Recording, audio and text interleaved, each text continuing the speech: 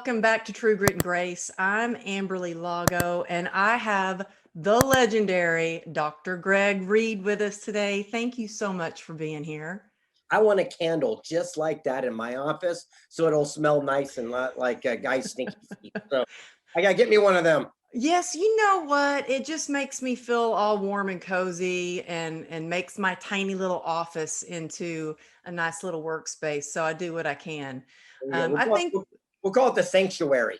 it is. It's my little haven. I kicked the family out of here. My husband was just in here messing with the printer, and I'm like, "Get out of here! I'm interviewing Greg." Love it. um, I have to say, I was like interested last night. I was excited to interview you, and I was like, "I wonder how long I have known you." It's been almost 2 years since we first met, and I don't even know if you remember how we met. We I met do on that, but we go together like shada-da-ba-ding, ba-ba-da-boom-ba-ding. I remember you spoke at Secret Knock Women. Everyone started raving, and they kept saying, "Whatever you do, you got to collaborate and get together and start doing some stuff together." And then we did our mastermind together, and now we're exploring new opportunities. It's pretty cool. Yeah, it is. I mean, I've been a huge fan of yours for a while, and I first met you at the premiere of your movie, Wishman. And Awesome. I got to talk to your secret weapon, Shannon, and I was going to come to the Secret Knock a couple of years ago, and I was actually doing a TED talk at the same time. And I said, "Oh, I'm so bummed I'm going to miss that." But she said, "Well, you know what? We have this movie premiere. Do you want to come?" And I said, "Well, I just happen to have a dress." And so I got to go, and it was an awesome movie. You have this magical way of showing people what's possible in life through your books. I have like two or three of your books right here. Your movies, your talks, your masterminds, I've listened to a ton of your interviews just because I take notes on everything you say. But I wondered what is the catalyst that drove you to this world of self-development and speaking and masterminds and movies and all that you do? Was there a catalyst that you were like, I want to change my life and do something to change other people's lives? Yeah, and it's fun. I mean, come on, what a great career choice that you and I have done. I mean, how many people, I used to have one of those jobs where you sat in a cubicle and you did your little telemarketing job and whatnot. And the thought of like, one day you're gonna have a job where people give you a wheelbarrow full of money and then they applaud when you're done and then tell you you're great. Sign me up for that gig, right? And so I think we've chosen correctly and wisely at our wise young age. But what inspired me is in advertising from age 20 to 40. I only had one job as in advertising sales. And when I sold my corporation for my first big hit, people said, "How did you do that?" Not being able to read very well and being dyslexic and stuff. And I said, "Well, I believe these mantras and these chants and these little quotes and memes, and I listen to these tapes." And from there, I realized the power of the influence of a simple little message can have a ripple effect for your life for years to come. Wow. Yeah, it sure does. And I really didn't dive into the whole self-development world. I mean, I was always into health and wellness through because I was into the fitness industry, but didn't really kind of dive into that until I was older and had to really figure out how to dig myself out of pretty dark spot in a rock bottom. And so then I started discovering your books and conferences and things like that. And it is amazing that we get to do and have these amazing experiences. And there is just something magical when like minded people come together and they get to cheer each other on. And when I first heard about your secret knock, I'm like, I don't know about that. What is this? What do you have to do, like a secret knock on the door, or what is this thing? You don't know who the speakers are. So tell everybody first of all about Secret Knock, because I was fascinated, and now once I am in it, I'm like, everybody should know about this. Oh, I appreciate that. I want to go back to the personal growth thing. One of my favorite quotes is, "You know what the toughest part about personal growth? It's that pesky growth part, right?" It's like Yeah. go through the journey. And, to me, that's the whole concept of progress, not perfection, and living your life by.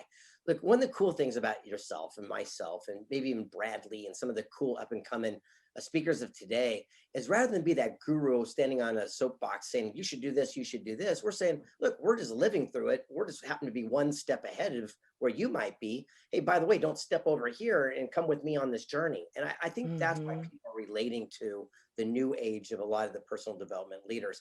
And Secret Knock is really cool. So, for those who don't know my career, I've been published in like 100 and some odd books in 45 languages. That's all. I know, and people keep saying, "How can I meet some of the people you met?" And so I started a little thing in my living room, was called Secret Knock, and they said, "Do I need a ticket?" And I go, "No, just do bump and a bump bump the secret knock to get in." It's just a joke, and it took off, and they told people, and it kept going and going, and now we're Forbes Inc. top event in the world for networking and business leaders. It was I never saw it coming. Wow, that is amazing. And you have some of the top speakers and entrepreneurs, and you are so connected with so many amazing people. And I want to talk about your journey with that and the Napoleon Hill Foundation and how you got to travel around and interview people. That must have been such a huge honor to be contacted by them. Yeah. So a lot of people don't know the story behind the story, but in 1908, long time ago, a young aspiring magazine reporter named Napoleon Hill gained access to the richest man of the world, Andrew Carnegie. And at the end of the interview, Carnegie says, "Here's an opportunity." He said, "Work for me for free for 20 years, and I'll send you on a mission to meet my friends. You'll sit down, find out what they did, and write the first ever formula for success." Napoleon Hill reached in his pocket and said, "Work for free for what?" And he says, "Mr. Carnegie, not only will I accept that mission, I promise I'll complete the task." Carnegie says, "You got yourself a job." And Hill says, "Why are they going to talk to me though? I'm just a kid." And he says, "I'll write you a letter of recommendation. When they see it, they'll know I sent you, give you all the time you want." Sat down with Edison, Einstein, the Fords, the Rockefellers, Wow. and wrote the 20th best-selling book in history. But here's what's cool. You see, Carnegie was a stickler for action and gave Hill 60 seconds to make up his mind to work for free for 20 years. And when Napoleon Hill said yes, Carnegie pulled out the stopwatch he began, and there's 31 seconds left. He made a major life changing decision in 29 seconds. But here's where it gets fascinating. Carnegie made that same offer to over 250 men before Napoleon Hill. He was the Wow. only person to say yes. Everyone else had a bad case of the one size. I'll take action once I get the big break, once I get the kids out. But he Mhm. struck and took action. Well, fast forward 100 years to 2008, the surviving grandkids of Napoleon Hill and the foundation that bears his name wrote that very same type of letter that Carnegie gave to Hill and gifted it to me. So it's a Willy Wonka ticket to meet any human alive to write the Think and Grow Rich series. What a gig. Oh my goodness, how exciting. But how did you approach some of the biggest names and biggest legends out there as far as going to have a meeting with them? Tell us about that journey, just reaching out to someone and saying, "Hey, I'd like to come interview you." Well, first of all, the most successful people are the most available people. If you're brand new at something, you're happy go lucky, you're fresh or cool. Pinnacle, happy go lucky, you got nothing to prove. In the middle, pain in the neck. You're filled with ego, you're edging God out. So I realized the power of specificity. This is the holy grail to getting Mhm. access to people. So, for example, no one wants their brain picked. No one wants to go to dinner with you. They don't want to have coffee and they don't want to go to lunch. But specificity opens doors. So, for example, if I was going to get to the founder of Remax Real Estate Corporation, I would say, Dave, I need 12.5 minutes of your time. I'll cover all my own costs to get to you. From the moment I open the door till the time I leave will be 12 and a half minutes, and I'll start a stopwatch. I'm going to ask you one simple question: why you didn't quit in your challenging times. Well, the chance of him giving me 12 and a half minutes from walking down to his conference table is pretty good because it's very specific. They know what it is and what they're going to do. And then when you're there and the alarm goes off, you say, "Dave, I want to value our time. I appreciate it. It's time for me to go." And 100% they go, "No, no, no. Let me give you a tour." And you become friends. And we built up relationships with them. Yes. And now they get to come to our events and I get to share them with my friends. Yes, that's amazing. And I have to say, there's nothing, I think it's one of my pet peeves when I get a message, "Oh, I just want to pick your brain." I'm like, I don't know why that bugs me so much, but if people were very specific and put a time limit on it, then it does make you, oh, okay, well, that's what you want to be happy to share this. I've had to become a better communicator and ask, what would you like to know? What do you want to pick my brain about? Because you can, one conversation, if you don't have those healthy boundaries, can turn into an hour of your time. And as much as I would love to help everyone, it's like time just seems to be going faster and faster and faster. But I love that. Get really specific and then stay with your word and don't say I'm going to take 12 and a half, minutes of your time and then go over and over and over. So I love that. So who was the most interesting person that you've interviewed? Well, that's a great question. People always say who's the most powerful, the rich, but interesting is a good one. Probably, I'm going to say Tonino Lamborghini, only because he and I became really good friends afterwards and toured the nation of India doing commencement speeches for all the people graduating for college. And I really got to sit down and spend some quality time with him. And I said, "How did you and your dad create so much wealth and abundance?" And he says, "All you have to do is create a product, good, or service that people will save their money to happily hand it to you." Wow. What do you mean? He says, "Well, no one's going to save their money to buy your book, Greg." He goes, "But they'll cash in their 401k to drive one of my cars." He goes, "You will not spend $4,000 a night to live in your own apartment, but you'll cash in the family's vacation fund to go to Anaheim and give it to a mouse with big ears." He goes, "If you can create a product, good, service, or experience that people save their money to give it to you, you'll never run out of capital." Pretty powerful. That is powerful. Wow. So it's really about the quality. You have to have something quality, and that's my word this year. I always kind of pick a word to be my driving force instead of just doing resolutions or goals or whatever. And my word this year is quality because, and last year it was resilience. And I think we still need a lot of that. But when I first published my book, I had a publicist who's amazing, Jill Siegel. Oh my God, she was probably the best part of my book experience.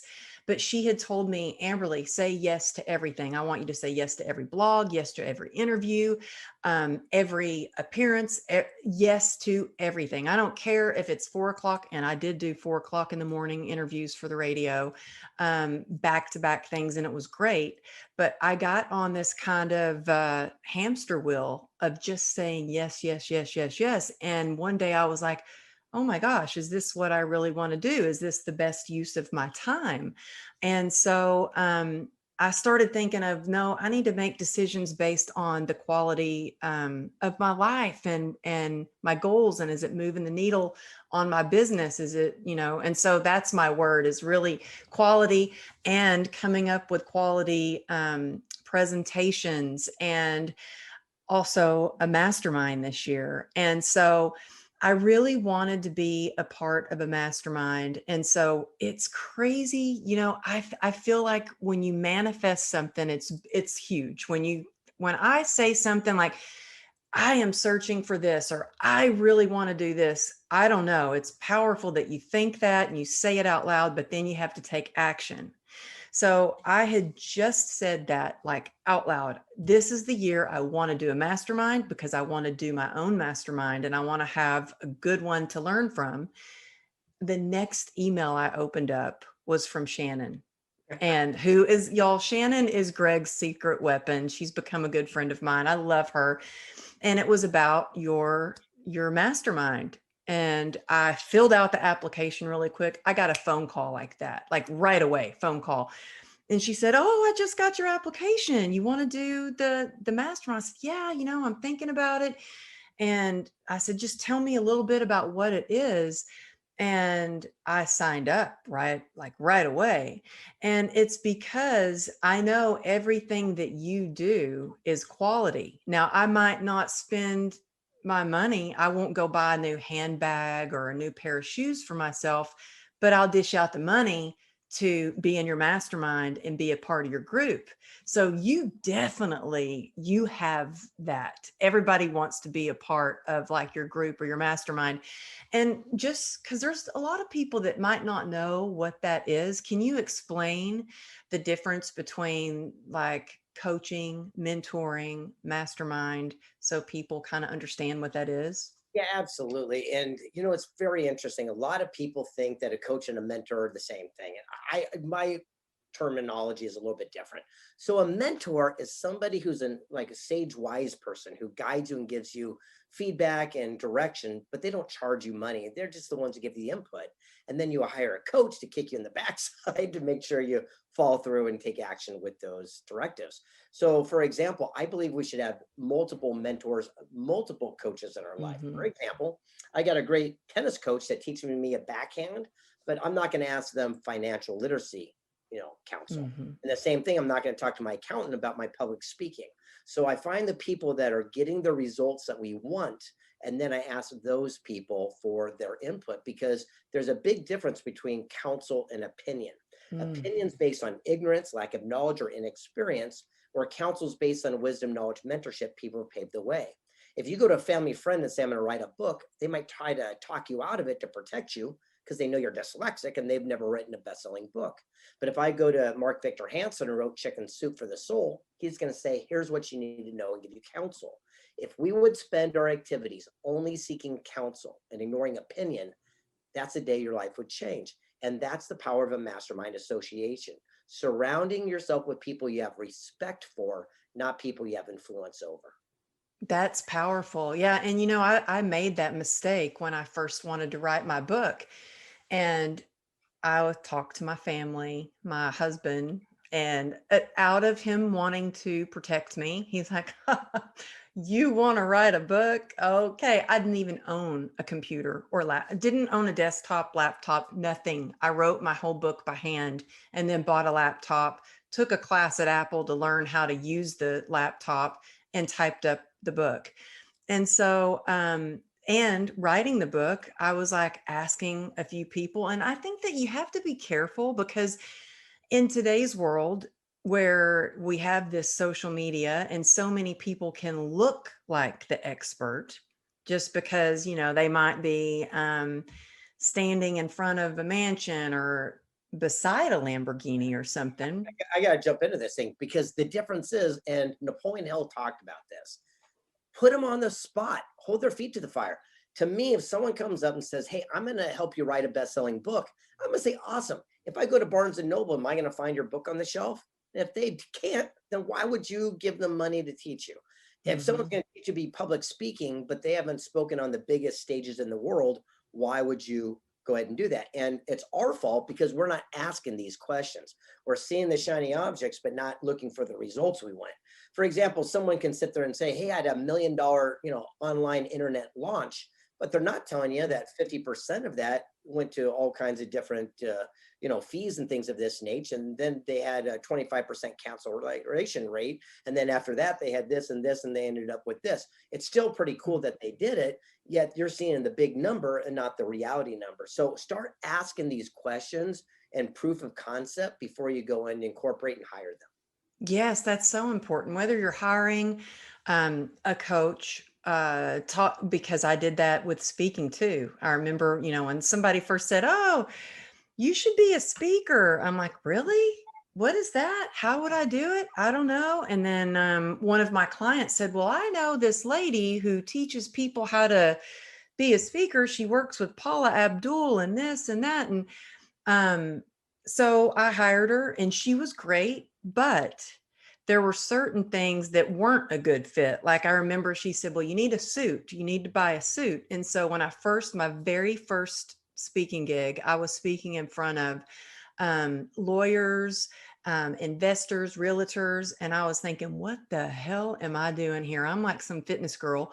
I did not even own a suit. I went to Nordstrom's and they were like, "Well, what size are you?" I'm like, "I have no idea. I've never bought a suit." So I gave the talk and she was there. The speaking coach was there. And when I first walked in, of course, I show up 30 minutes early and I walk in and she goes, "Oh, wow. I didn't think you were going to show." And I was like, what do you mean you didn't think I was going to show? Of course, I told you I would be here. I'm here. And afterwards, she said, that was great. You had people laughing, you had people in tears. There's only one problem. You had your hands in your pockets the whole time. And I said, well, I've never worn a suit before, and it felt comfortable just to stick my hands in my pocket. And so I've learned a little bit from each presentation that I've done. And I think the biggest thing that I will always remember is from my dad, because on the way to give the talk, I was so nervous. And I called my dad and I said, I'm so nervous. He goes, well, why the hell would you want to go do public speaking anyway? Don't you know that's the number one fear other than death itself? And I said, thanks, Dad. And he said, but you have to remember, Amberly, this isn't about you. This is about your message and who you serve. And I always remember that. Like, it's not about me. And I love something you said earlier, Greg. You said ego, and you had an acronym for ego. Was it edging, God out. And edging God it's out? great. My first mentor was Charlie Tremendous Jones. He was a speaking legend. And I remember the first time I did my initial talk, and I called him up. He says, "How did it go?" I go, "I'm angry. It didn't go good." And he goes, "Why?" And I go, "There's only like 38 people there." And he goes, "You arrogant son!" He started yelling at me and goes, "Let me tell you about the first time I did a speaking gig. There's going to be 1,000 people." He goes, "I drove an hour and a half one way to be there." He goes, "I showed up and there was only two people in the audience, the guy who did it and his brother." I go, "What'd you do?" He goes, "Well, I was angry." He goes, "But I did the presentation like there was 1,000 people." He goes, "But I'm human. I was driving home another hour and a half, didn't make any money." And I said, "God, why me?" And he hit the dashboard. And he said, the Lord spoke to him and said, "Charlie, that's two more people than you probably deserved." And later on in life, those two brothers, or the Kinder brothers, got him over 100 paid full price speaking gigs in his career. They were just auditioning him whether they'd open the doors of opportunity.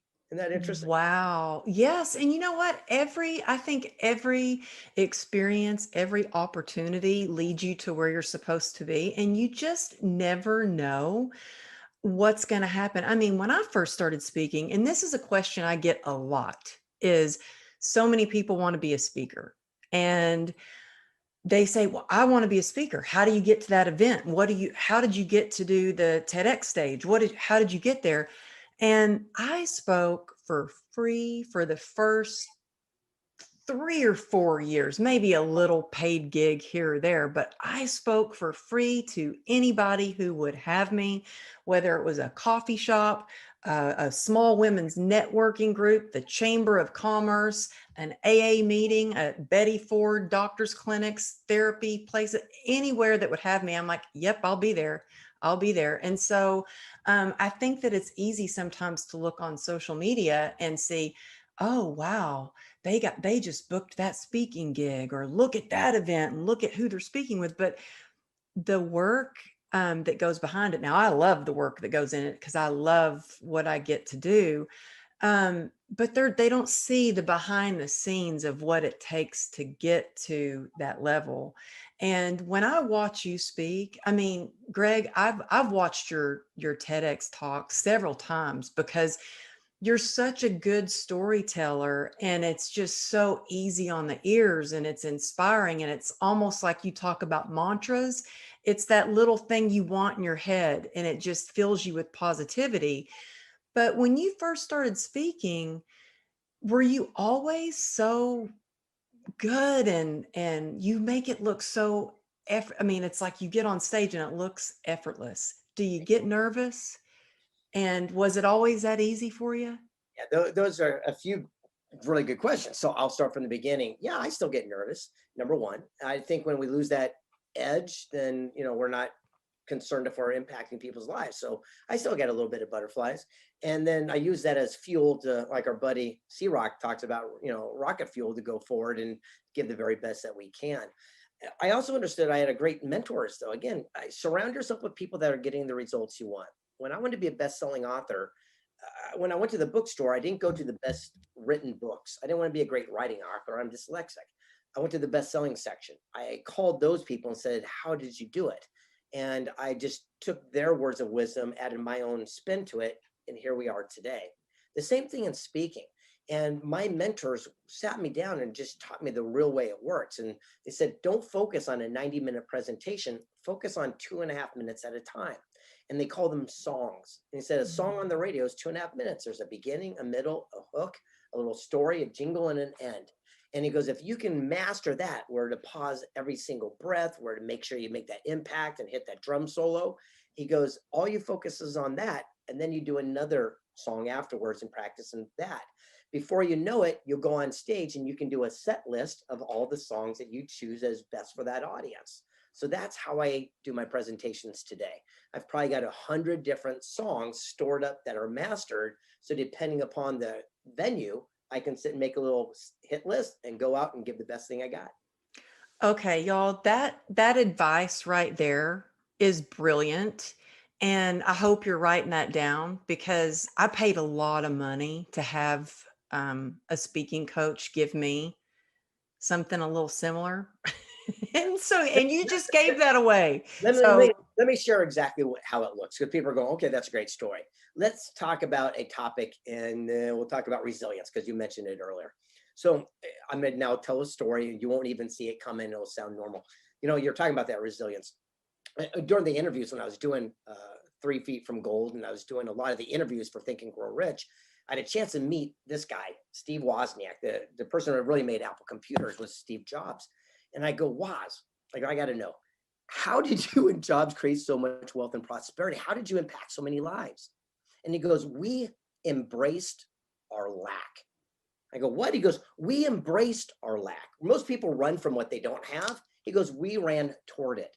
He said, when these little microchip processor things came out, they were so expensive, we could only afford one chip.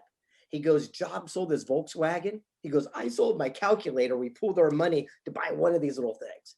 He goes, but Hewlett Packard, they were rich. They had all the money of God. So they'd create machines that go from A to B with like 20 chips. And he goes, so I'd pull away 5, get it to go to A to B with only 15. I'd pull away 5, get it to work with 10.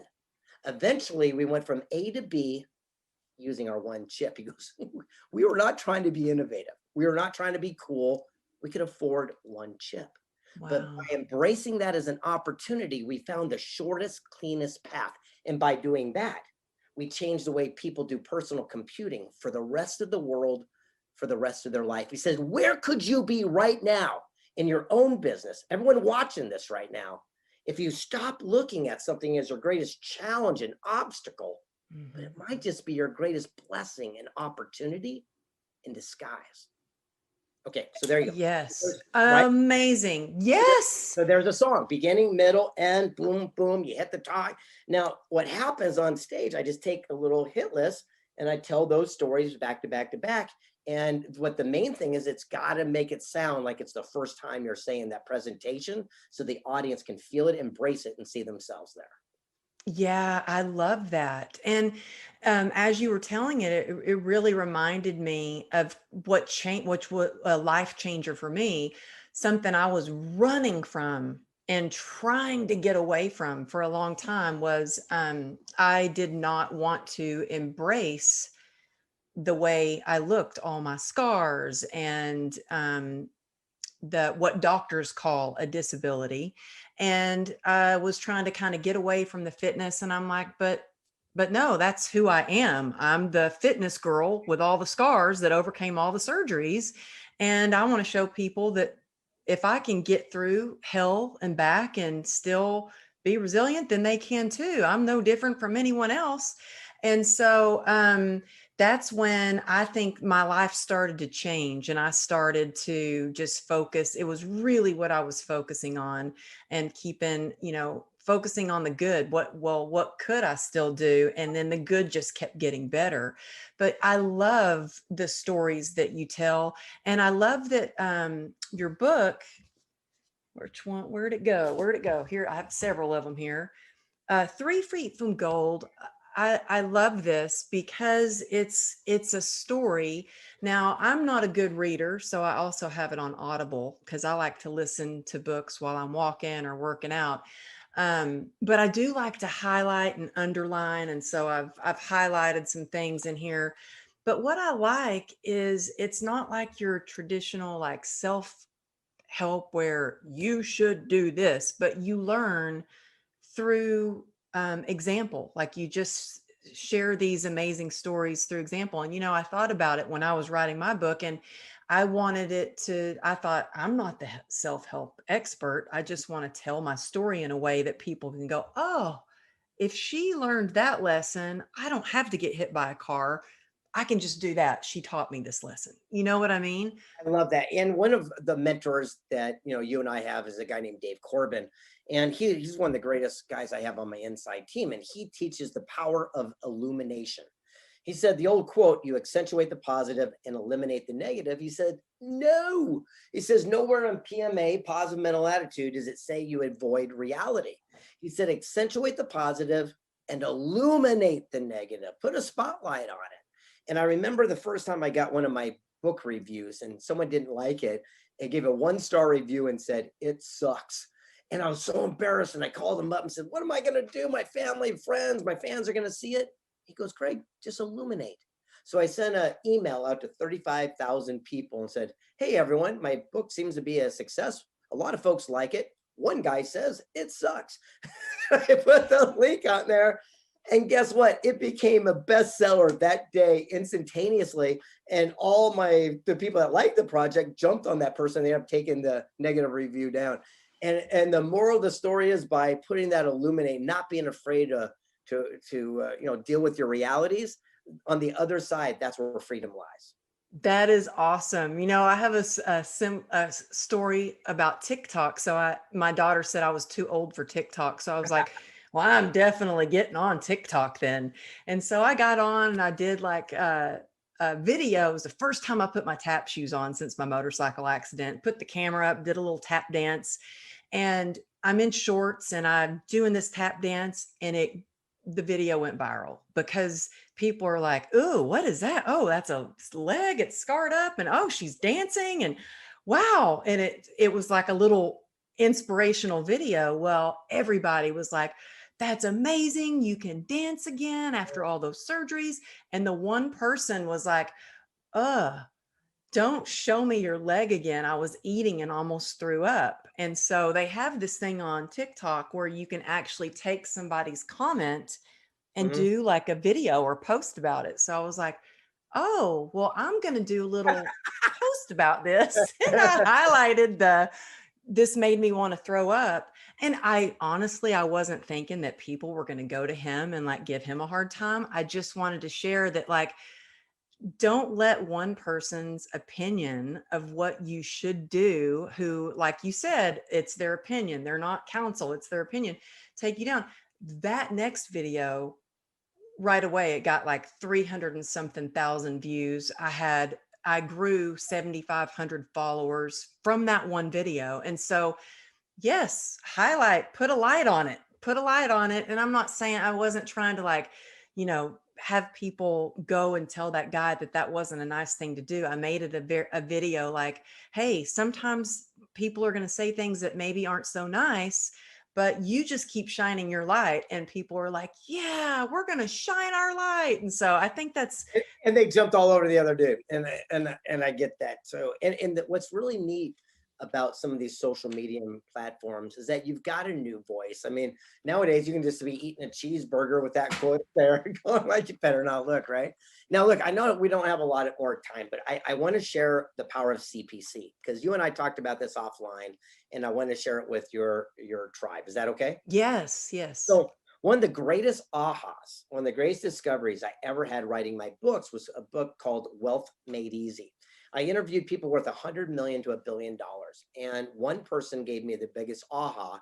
His name's Mark Anthony Bates. He's not a gadillionaire, but he's brilliant. And he taught me CPC. And I wish I could have turned back time till I was 20 years old to learn this. So people watching, this is that moment that you actually pay attention. CPC is an acronym that stands for clues, then the P is for patterns, and then the other C is for choice. It's about accountability and responsibility for every single thing that happens. Stop blaming other people. It's your fault. And it works like this. I happen to be a single guy. So I go out, let's say on the first date, and the woman happens to be 20 minutes late. Well, anything could have happened, traffic, who knows? But there's a little red flag, but it's a clue. Now, if I Mhm. go on the fifth, sixth, and seventh date, and every time she's 20 minutes late, that forms the P, a pattern. But it Mhm. is my C, my choice, whether I deal with it, yell at her, break up with her, or whatever, but it's not her fault. She's just late. Stop trying to change people to fit in your own little paradigm box. But how many times do we see someone with a bad reputation in business? They cheat your best friend. You do business thinking, oh, it'll be different for me.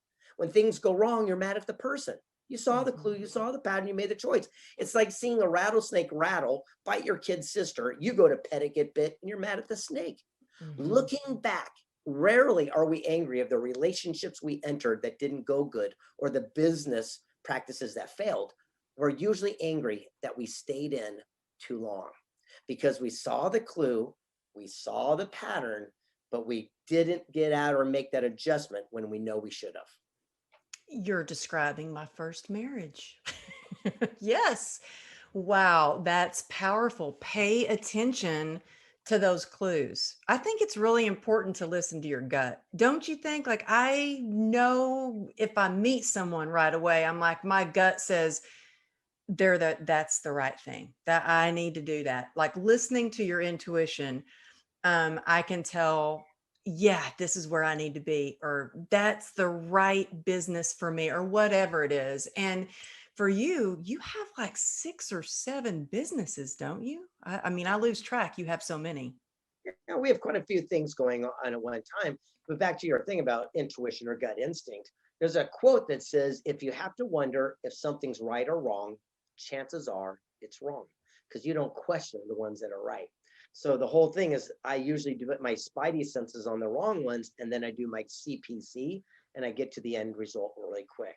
If you notice, the most successful people on the planet don't have a big entourage and a big circle of association and close friends because they're always looking for the clues, patterns, and they're making their choices very, very wisely. Clues, patterns, choices. Focus on your spidey sense first. Clues, patterns, choices. Very impactful. I should write that down. Brilliant. Yes, serious. Write that down right away. Yeah. Well, before you go, and I really do appreciate your time, I put a post up. I was so excited about interviewing. I put it in my story. I said, what are some questions that I get to interview Dr. Greg Reid? What are some questions that you want me to ask him? And I have a few questions from listeners that wrote in that want me to ask you. Is that okay? Do you have a time? Let's Okay. do it. Okay. So, uh, Crawford House wants to know, do you have a next book coming out and what is it called? If so, Thank you. Yes, we always have at least 4 books a year coming out. It's on autopilot, and we're constantly working on some amazing ones. And one that I'm working on right now is called Sellership.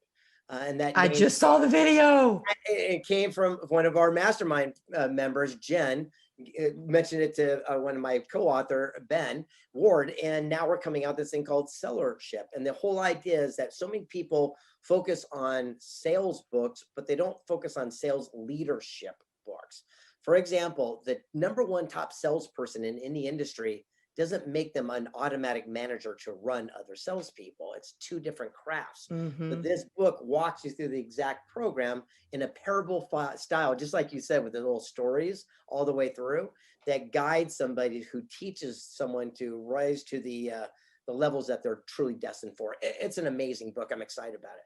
I love that. And I like books so much more when I like listening to people when it's storytelling versus when they're like, you gotta do this, you know. And so I can't wait to read the book. I actually just saw Ben's video. I just liked it on YouTube about the book. I mean, I'm amazed. I can't wait to read this book. And, so many people struggle with writing one book. And how many books do you have? Well, I've been published, featured, authored, co-author, wrote a blurb, a foreword, an afterword, over 100 20 maybe now, I think is what it is. And what's really interesting, I'm gonna be very clear. There's a big difference between being an author and being a writer. Okay. So I'm an author. That means my name goes on the book because it's my thoughts and my feelings. However, I get writers to take my words and thoughts and craft them in a way people would want to read. Trust me, if you read my stuff, it'd all be backwards. So it's very important to take the words of wisdom. You work your strengths and you hire your weaknesses. And I've adopted that in every single principle of everything I do. That's amazing. And I'm so glad that you shared that because I think so many people try to do it on their own. And if you're struggling for years and years and years and you have this book that you're writing, it's like maybe you're not a writer, maybe you are an author, but you need to hire somebody to do some ghostwriting for you. And I know there's plenty of people out there that are ghostwriters, but writing a book is a big deal. You have to really love Yeah. writing. You Yes. really do. Agree. It's a whole different craft. And again, though, just it's like that one of the things Tom Cruise didn't write Mission Impossible that he's famous for, and Katy Perry didn't write Firework, the song. And the whole thing is a very big difference to understand the distinction between it and then embrace and own it. So, for example, Wealth Made Easy, my co-author on there, who really wrote the book, his name's Gary Krebs. Now, he's the former publisher of McGraw Hill Publishing Corporation. Wow. Who can write a better book, me or that guy? And so you surround yourself with people that are getting the results you want, and you can do it for yourself. All right, next question. Okay, next question is from Hope something. I'm sorry, I can't read what their handle is. Where do you get your inspiration? That's wherever it's hiding. Usually what happens, I'm working on a different project and I have to come up with a title name or I have to come up with a topic or a storyline. And what I do is I get real still. I ask everyone to leave me alone and I just start walking. I know it sounds weird, but I'm a wanderer. I'll walk down the street, I'll go I'll in the backyard, I'll pick some flowers, I'll get my hands dirty. And for some reason that helps me process and I get that download where it goes bing, bing, bing. And then I rush to the computer and I dictate or I write down and scribble my exact thoughts. And then I share them with my co-author, my ghostwriters, and then it becomes what it is today. And also, again, work strengths, higher weaknesses. When I did my major motion picture that's trending all over Netflix right now, Wishman, Yeah, I saw that's trending. Congratulations. I have never worked the camera. I didn't write the script. What I did is I found the people that were experts in their chosen field of endeavor and I orchestrated it and produced the movie. I didn't make the movie. It's such a big distinction. And the whole thing is you have no excuse. There's so many things available right now that we never had before. And people go, oh, it's easy for you. I didn't know what I was doing. So, I mean, I got on a website. It's a secret website. Don't tell anyone about it. It's called Craigslist. Shh. And I posted an ad for $25 and said, I need someone to help me write a script. I had no idea what I was doing. Well, the person I hired wrote the script, directed the movie, helped me produce it. And we actually got on the short list for the Oscars last year. And the moral is there's talent and resources all around it. It's abundant. Seek it and it'll come. That's powerful. That is powerful. Well, you guys go and watch. I've seen Wishman. I cried in the middle of the movie. It's a beautiful movie. I'm so grateful I got to see it in the theater. So y'all go out Netflix and see Wishman. So many books. I think my favorite is The 3 Feet from Gold. I love this book. Love this book. And check out your mastermind and tell us the best way for people to reach you if they want to come to one of your Secret Knock events or check out your mastermind. So Secret Knock is a website, secretknock.co. We left the M off, so they couldn't find us and they still did. So go to secretknock.co and check it out. To contact me directly, just go to Greg S. Reid on Instagram and you can direct message me. It goes right to my phone. The only thing is specificity. Again, I don't want my brain picked. I don't want to go to lunch. I want to have dinner. But if you can give me a direct question of, hey, what book should I read for this? Or do you know someone in this industry that can open us some doors? I'd be glad to get back to you right away. And I want to say thanks for having me on today. It's been a blessing and honor. And I love you dearly. And I look forward to working together for years to come. Oh, me too. I just love you and I'm just cherish your friendship. So thank you so much for sharing all your wisdom today. Until we meet again. Bye. Yes. Bye.